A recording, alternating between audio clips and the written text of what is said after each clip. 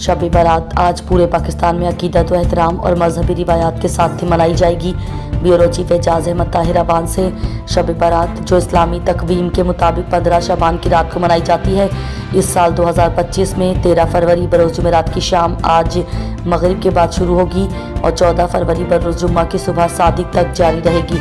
इस रात को मुसलमान खुसूसी इबादत, नवाफिल, तिलावत कुरान, ज़िक्र व अस्कार और दुआओं का एहतमाम करते हैं। बाज़ लोग इस रात कब्रिस्तान जाकर अपने मरहूम अजीज़ों के लिए दुआए मग़फ़िरत भी करते हैं। इस रात की फ़जीलत के बारे में मुख्तलिफ़ अहादीस मौजूद हैं, जिनमें इस रात को मग़फ़िरत और बरकत की रात करार दिया गया है। इस रात की मुनासबत से 14 फरवरी बरोज़ जुम्मा को रोज़ा रखना मुस्तहब समझा जाता है। शब बारात की फ़जीलत और अहमियत के पेश नज़र मुसलमान इस रात को इबादत और तौबा व इस्तग़फ़ार में गुजारते हैं ताकि अल्लाह ताला की रहमत और मग़फ़िरत हासिल कर सकें। सऊदी अरब में ट्रैफिक कवानीन की खिलाफ वर्जी पर ज़ेब्रा क्रॉसिंग पर 100 से 150 रियाल तक का जुर्माना होगा।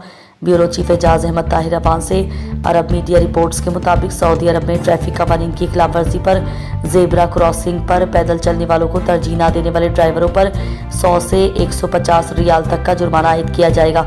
इस कानून का मकसद राहगीरों की हिफाजत को यकीनी बनाना है। ड्राइवर्स को चाहिए कि ज़ेब्रा क्रॉसिंग पर पैदल चलने वालों को रास्ता दें और उनके इस हक़ का एहतराम करें।